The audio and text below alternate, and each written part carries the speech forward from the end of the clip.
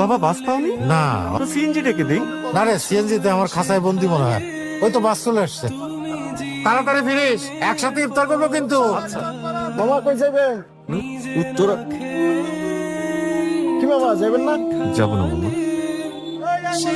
অন্তুকে phone দে না, কত দূরে?